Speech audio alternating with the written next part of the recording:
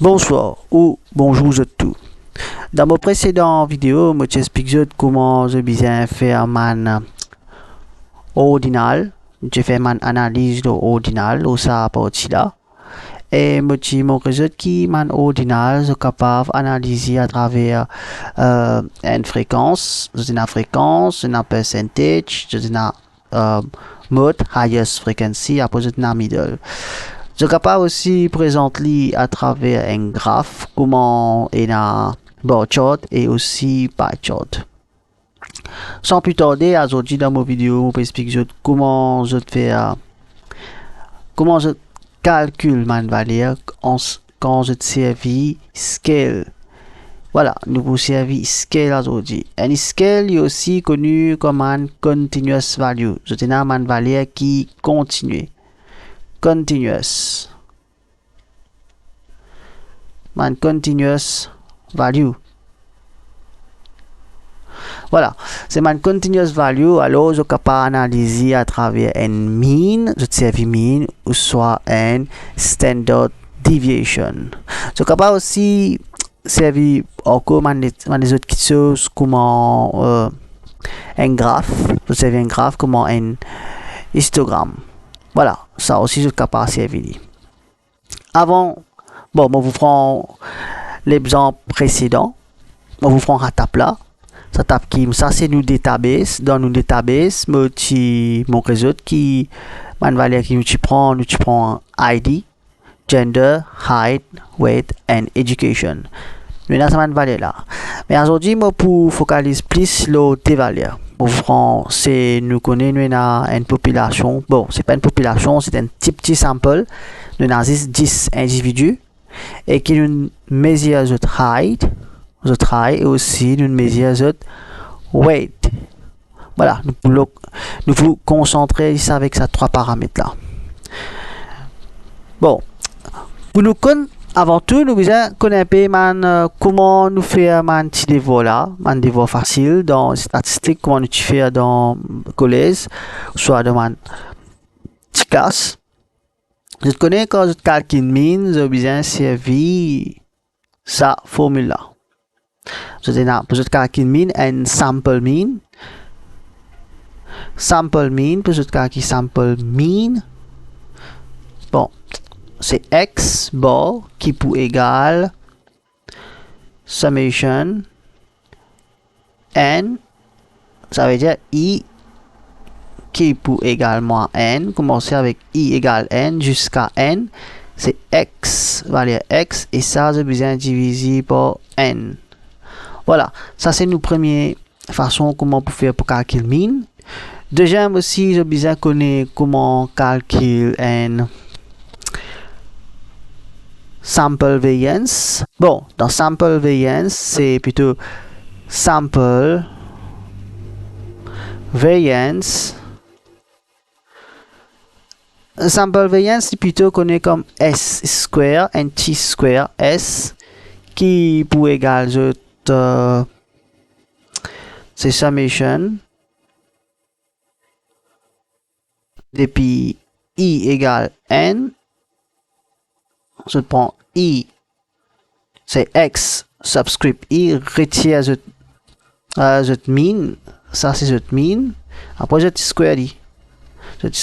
Après je divise le tout par N. Voilà, ça c'est nous sample variance. Et si il y a une sample variance, je besoin retirer N, divise par N, retire N. Parce que c'est degree of freedom, parce que nous pouvons considérer un sample variance. Après, dernière formule que j'ai bien connue aussi, c'est un standard deviation. Standard deviation comme DS, voilà. Bon, je l'écris, standard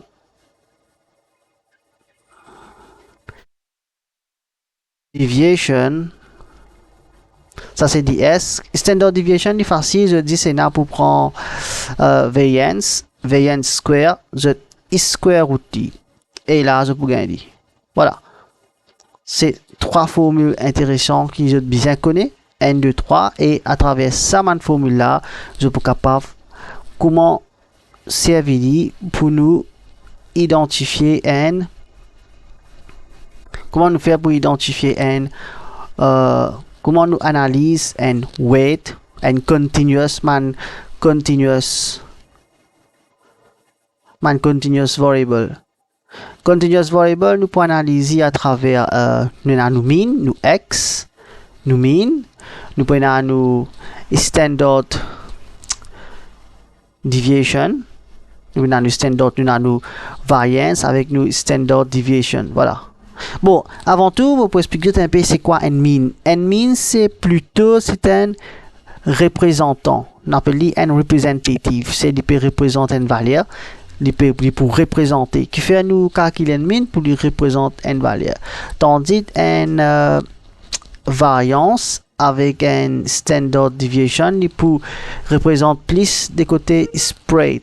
Nous prenons un spread. C'est pas à quel point il distribué. Bon, je donne un exemple facile, c'est comment dire, si on a beaucoup de points ici, là, on a un point x, x, x, x, x, ok, ça demande point, à ce moment, on va représenter n min. Ça, c'est qui en bleu là, il représente n min. Ça, il représente nous min. Il représente n quelque chose dans un sample là. Un sample qui nous est là ici là. Et il représente nous min. Et le standard deviation, il représente simplement ma distance qui est là, ma distance qui existait à travers sa man x là.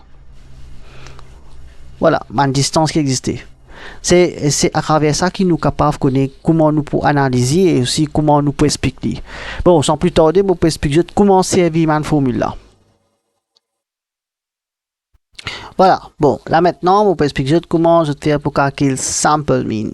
Sample mean, il est facile, je t'ai juste pour prendre une valeur qui est là, qui est là dans ID. Bon, par exemple, si je suis pour calculer sample mean pour weight, voilà, pour weight c'est sample mean, il peut tout simplement, je prends ma valeur weight là, je prends 128 plus 124 plus 136 plus 153, etc.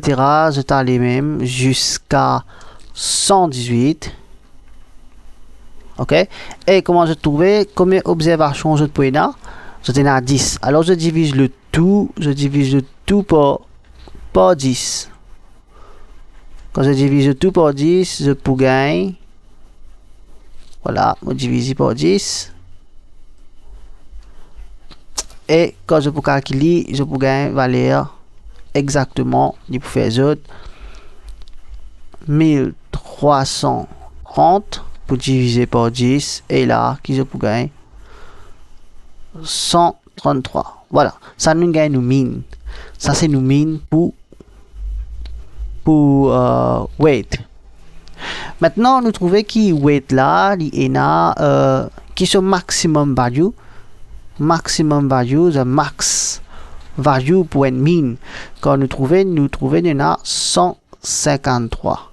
Et what is the minimum value? Minimum value qui nous peut trouver là-dedans, nous pouvons the mean value, nous peut égal 116. Si nous faisons une différence entre maximum et minimum, nous pouvons gagner range. Et range, nous peut à peu près 37. La différence qui peut être de 37. Bon, maintenant, on peut expliquer ça m'a valeur là, il y a nous mean, il y a nous maximum, il y a nous mean avec nous range, il est capable d'expliquer nous un peu nous distribution. À qui point il peut éparpiller nous observation. Maintenant, on va regarder aussi comment calculer un sample variance avec un standard deviation. Bien, voilà, maintenant on arrive là, nous sample variance. Pour nous calculer nous sample variance, nous avons juste pour nous servir nos formules. Formule qui nous avons sa formule là. Pour calculer nous sample variance, c'est S square également.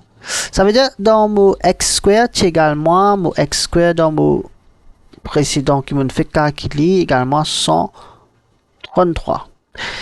Ce que maintenant pour faire, maintenant pour servir première valeur 100 128, retirer 133. Et moi square dit. Je continue, je faire 124, retirer 133. Voilà, moi square dit. Je recontinue, je faire 136, retirer 133. Je continue moi les mêmes, je continue point, ça veut dire je continue jusqu'à tout valeur, je continue jusqu'à je arrive au plus dernier valeur 118, retirer 133. Maintenant là, je square dit. Et moi pour servir calculatrice pour faire tout ça là. Après moi pour diviser le tout par n, retirer n parce que c'est degree of freedom. Bon, c'est qui va pour gagner comme valeur, pour gagner sample variance pour également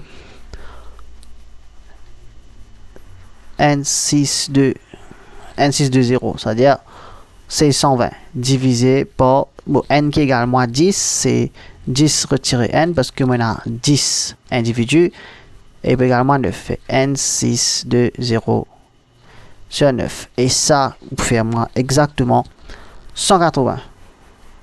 Voilà, vous gagnez 180 pour sample variance.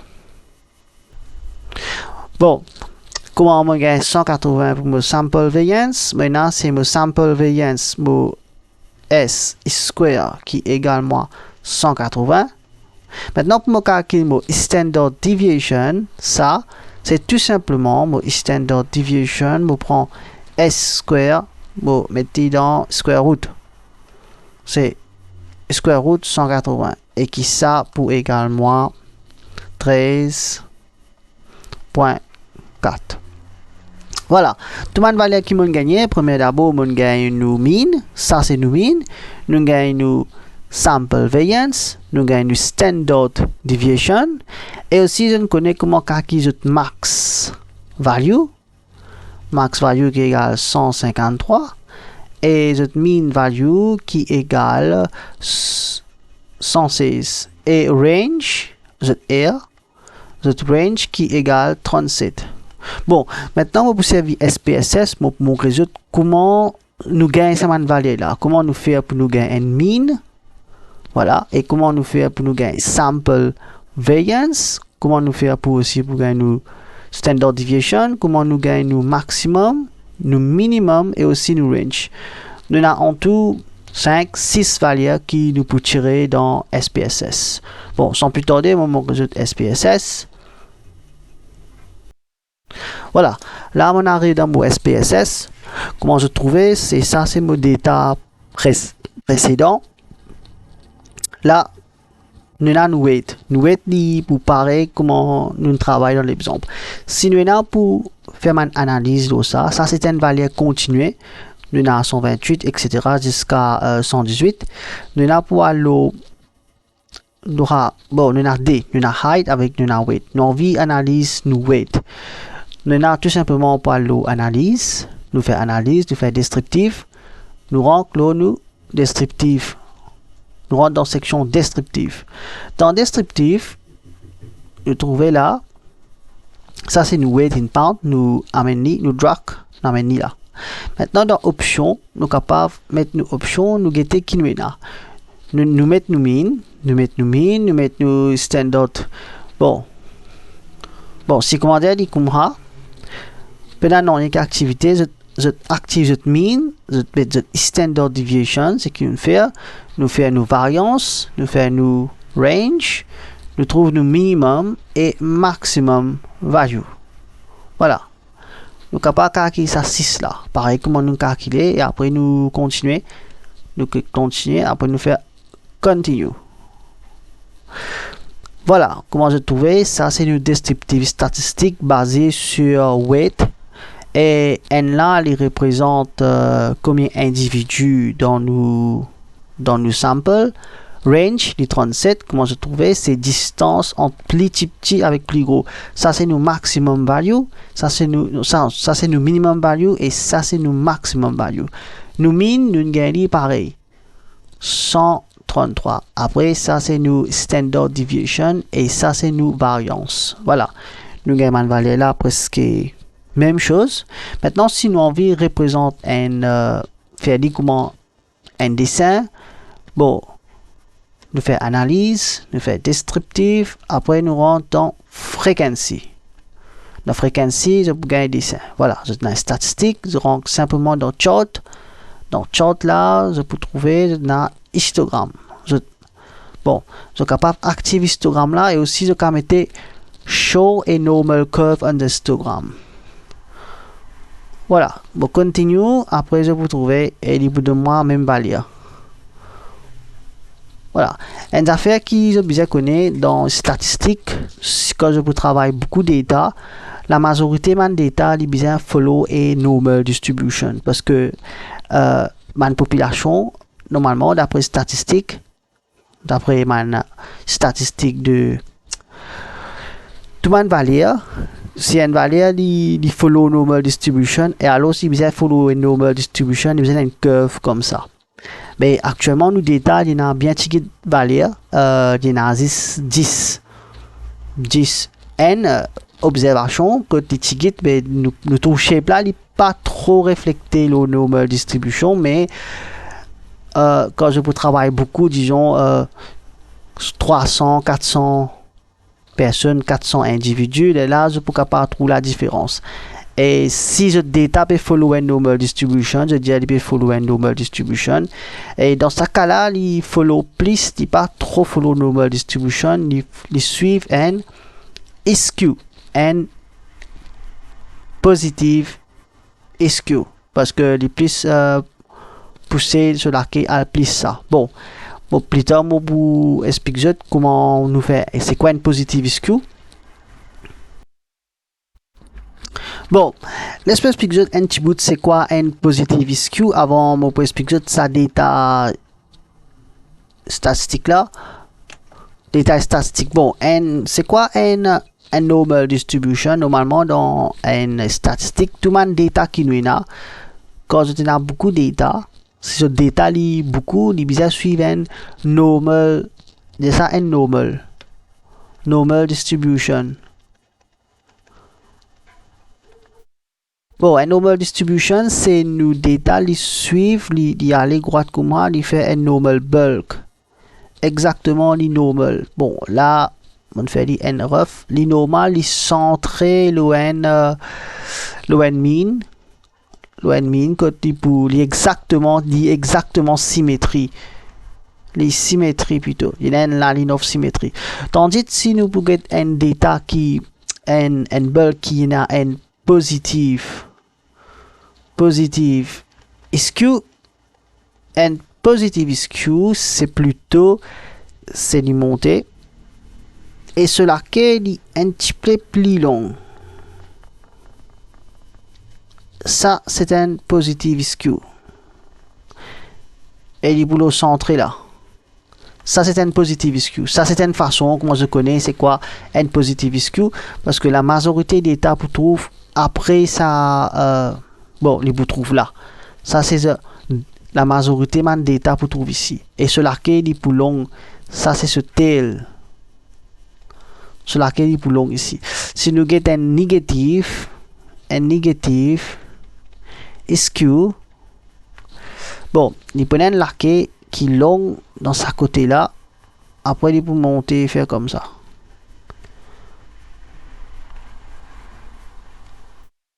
Voilà, ça c'est ce laqué il peut ici. Ce tail. Et ça dans la façon on appelle ça un negative skew. Mais si nous get nous partie ici, nous trouvons qui est un petit peu ça c'est une normal distribution.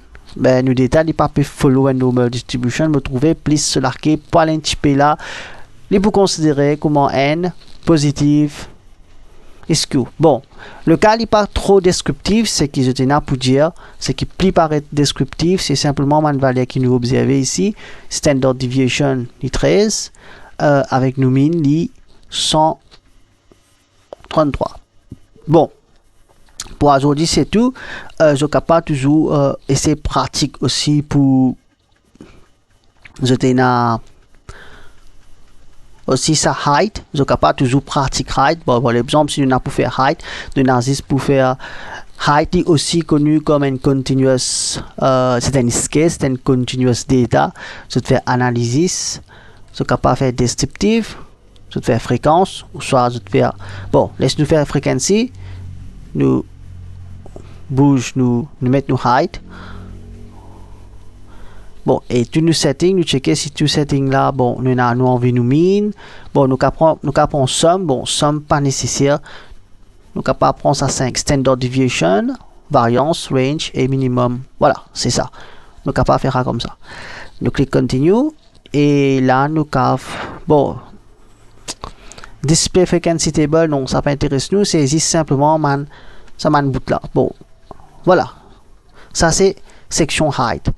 Height, comment les trouver? Les NTP, les follow a normal distribution là. Je trouvais c'est high, ça veut dire high pour ça 10 dimona, les pour follow a normal distribution. Ce qui fait histogramme comme ça parce que je dois aller il paraît tigit. Normalement, si je peux servir beaucoup valeur comme 400, 500, je peux trouver qui les pour follow a normal distribution là. Bon, je capable toujours describe comment je gagne mean. Mean qui représentait 65. So, capable de gagner standard deviation. Et standard deviation, c'est qui peut dire qui, si mina li 65, li a combien li dévié l'osso mean. C'est ça, ça veut dire standard deviation. Et comment, moi je te connais, je capable de format aussi ça histogramme là. Je double-clique et je capable sans couleur, sans se mettre en 3D si je t'en envie. En 3D ou ce cas de changement de couleur là. Voilà, c'est tout pour aujourd'hui et comme on a l'habitude, prends soin et à la prochaine.